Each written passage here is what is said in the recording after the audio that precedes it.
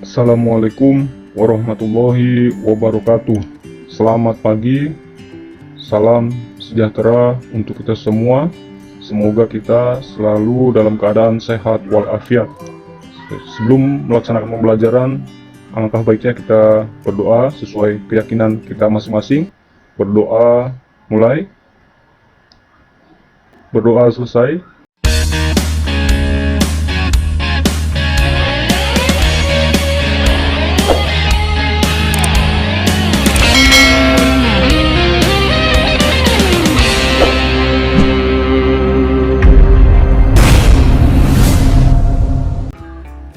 Dalam pembelajaran bab 6 ini, materi yang akan kita bahas mengenai semangat dan komitmen kebangsaan untuk memperkuat negara kesatuan Republik Indonesia. Sebuah bangsa akan tumbuh menjadi bangsa yang besar dan terhormat apabila memiliki nilai-nilai, semangat dan komitmen kebangsaan yang tinggi. Bangsa Indonesia adalah bangsa yang besar dan memiliki potensi serta kapasitas untuk menjadi bangsa yang bersatu dan maju. Kita semua mencintai bangsa ini. Kita juga memiliki harapan agar bangsa ini menjadi bangsa yang modern, maju, mandiri, dan demokratis. Untuk mewujudkannya, terdapat tantangan yang banyak sekali. Namun, kita yakin dengan kesadaran, semangat, dan komitmen yang tinggi, kita dapat mengatasi semua itu. Untuk menanamkan sikap semangat dan komitmen kebangsaan ini, kita semua harus mempelajari lebih jauh lagi dalam materi bab 6 ini. Baiklah, para peserta didik, perhatikan sebuah kata konsep dalam semangat dan komitmen kebangsaan untuk memperkuat negara kesatuan Republik Indonesia. Di sini ada makna, semangat, dan komitmen kebangsaan. Kemudian arti penting semangat komitmen kebangsaan untuk memperkuat negara kesatuan Republik Indonesia, dan peran tokoh masyarakat akan pentingnya semangat dan komitmen kebangsaan untuk memperkuat negara kesatuan Republik Indonesia. Tujuan pembelajaran ini diharapkan para peserta didik untuk dapat mensyukuri semangat dan komitmen kebangsaan secara kolektif untuk memperkuat negara kesatuan Republik Indonesia, kemudian menunjukkan semangat dan komitmennya kebangsaan kolektif untuk memperkuat negara kesatuan Republik Indonesia, lalu memahami betapa pentingnya semangat dan komitmen kebangsaan untuk memperkuat NKRI. Lalu, peserta didik diharapkan mampu mendemonstrasikan peran tokoh masyarakat akan pentingnya semangat dan komitmen kebangsaan untuk memperkuat NKRI. Makna semangat dan komitmen kebangsaan di sini, menurut Kamus Besar Bahasa Indonesia, semangat berarti kekuatan, kemauan, gairah untuk bekerja dan berjuang. Sedangkan komitmen berarti perjanjian, keterikatan untuk melakukan sesuatu, serta tanggung jawab. Kata kebangsaan berarti ciri-ciri yang menandai golongan, perihal bangsa, kesadaran diri sebagai warga negara, suatu negara. Dengan demikian, semangat dan komitmen kebangsaan berarti semangat untuk berjuang, untuk melakukan sesuatu yang bertalian dengan bangsa.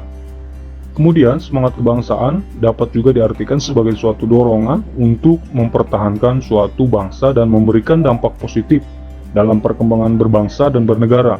Semangat dan komitmen kebangsaan dapat ditumbuhkan dengan memupuk nasionalisme dan patriotisme. Sikap patriotisme di sini bersumber dari perasaan cinta tanah air, sehingga menimbulkan kerelaan berkorban demi bangsa dan negara. Menurut Kamus Besar Bahasa Indonesia, nasionalisme adalah paham atau ajaran untuk mencintai bangsa dan negaranya sendiri, kesadaran keanggotaan dalam suatu bangsa yang secara potensial atau aktual bersama-sama mencapai, mempertahankan, dan mengabdikan integritas, kemakmuran, dan kekuatan bangsa itu. Adapun patriotisme berarti sikap seseorang yang bersedia mengorbankan segala-galanya untuk kejayaan dan kemakmuran tanah airnya serta semangat cinta terhadap tanah air.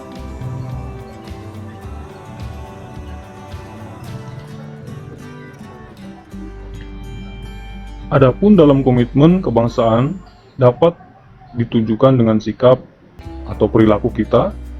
Yang pertama adalah memiliki semangat persatuan dan kesatuan, kemudian memiliki semangat berjuang mempertahankan kemerdekaan, kemudian mendukung dan aktif agar tercapai cita-cita bangsa yaitu adil dan makmur. Kemudian yang terakhir, memiliki semangat berkorban demi kepentingan bangsa dan negara kita sendiri.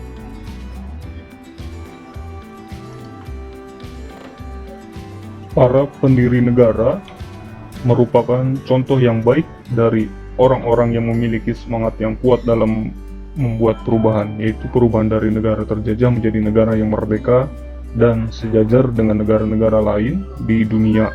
Salah satu pendiri negara memiliki semangat untuk memperbaiki kehidupan yang lebih baik bagi diri, bangsa, dan negara. Berikut ini kalian dapat mengkaji bagaimana keras dan sulitnya perjuangan para pendiri negara, yaitu Insinyur Soekarno dan Muhammad Hatta dalam memperjuangkan kemerdekaan bangsa Indonesia. Presiden Republik Indonesia Soekarno yang biasa dipanggil Bung Karno lahir di Blitar, Jawa Timur 6 Juni 1901 dan meninggal di Jakarta tanggal 21 Juni tahun 1970. Ayahnya bernama Raden Soekarni Sosrodiharjo dan ibunya Ida Ayu Nyoman Rai. Masa kecil Soekarno hanya beberapa tahun hidup bersama orang tuanya di Blitar. Semasa SD hingga tamat beliau tinggal di Surabaya, indekos di rumah Haji Umar Said Cokro Aminoto, politisi kawakan pendiri Syarikat Islam. Kemudian beliau melanjutkan sekolah di HBS. Saat belajar di HBS, Soekarno pindah ke Bandung dan melanjut ke THS, Sekolah Teknik Tinggi yang sekarang menjadi ITB. Ia berhasil meraih gelar insinyur pada tanggal 25 Mei tahun 1926. Perjuangan Insinyur Soekarno juga didasarkan semangat dan komitmen akan kemerdekaan Indonesia. Untuk meraih kemerdekaan, pergerakan perjuangan harus terorganisasi. Maka bersama teman-temannya Insinyur Soekarno juga pada tanggal 4 Juli 1927 mendirikan Partai Nasional Indonesia.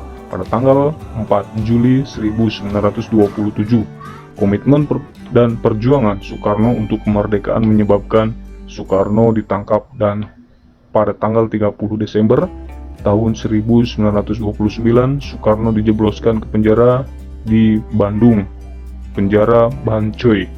Di penjara Bancoy, Insinyur Soekarno mendekam selama 8 bulan atas tuduhan pemberontakan. Soekarno yang menjabat ketua PNI dijebloskan ke penjara Bancoy bersama rekan dan satu pergerakannya yaitu Gatot Mangkopraja, Sekretaris 2 PNI Pusat, PNI Maskun Sumardirja, Sekretaris 2 Cabang Bandung, dan Supradinata, anggota PNI Cabang Bandung.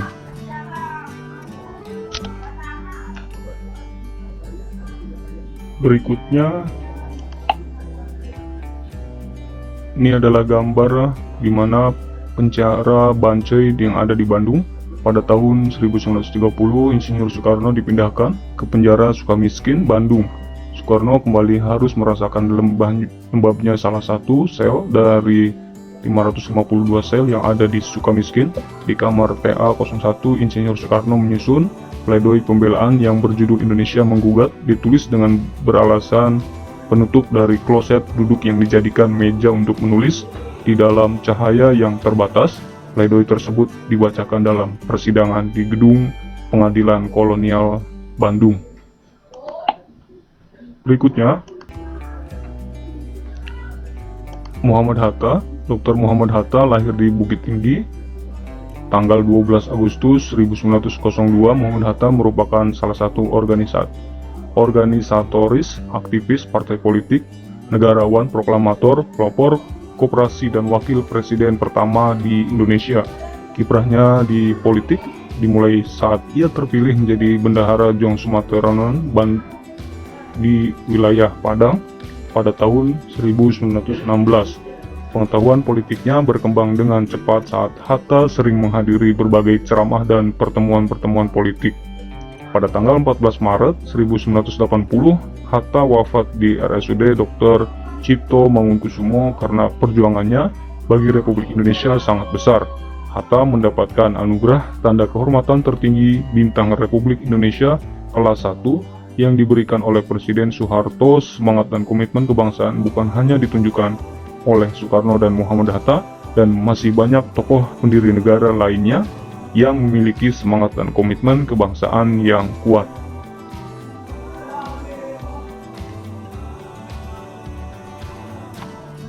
Selanjutnya adalah perkembangan periode semangat dan komitmen kebangsaan. Di sini yang pertama, periode sebelum pergerakan nasional, semangat dan komitmen kebangsaan Indonesia dalam melawan bangsa asing yang menjajah telah muncul sejak zaman kerajaan. Beberapa pahlawan yang berjuang dengan gigih melawan penjajah adalah Sultan Agung Mataram, Sultan Agung Tirtayasa dan Kitapa di Banten, dan Sultan Hasanuddin di Makassar. Perjuangan bangsa Indonesia waktu itu masih bersifat lokal dan tidak membawa hasil yang besar karena belum ada persatuan dan kesatuan dari berbagai kerajaan. Sementara itu, kaum dari penjajah terus menggunakan politik divide et impera kepada para pejuang. Kemudian yang B, saat periode pergerakan nasional dimulai sekitar awal abad ke-20 ditandai dengan munculnya kesadaran bangsa Indonesia atas pentingnya persatuan dan kesatuan dan pergerakan rakyat yang terorganisir. Berbagai organisasi telah terbentuk seperti Syarikat Dagang Islam dan Munshid Partij. Namun, awal kebangkitan pergerakan nasional secara nyata terjadi ketika Budi Utomo terbentuk pada tahun 1908. Dan tahun 1928 barulah terselenggara Kongres Pemuda II.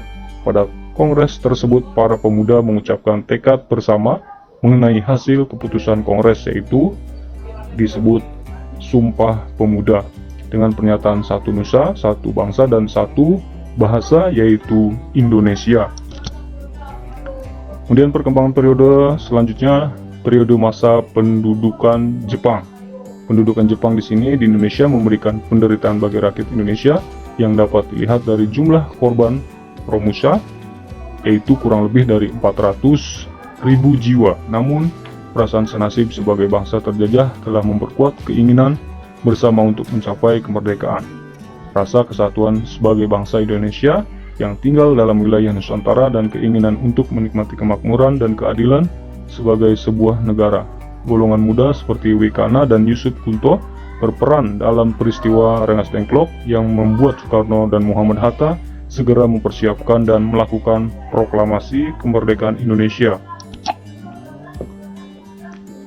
Kemudian dalam periode proklamasi dan perang kemerdekaan, puncak perjuangan rakyat Indonesia adalah proklamasi kemerdekaan yang berlangsung tanggal 17 Agustus tahun 1945.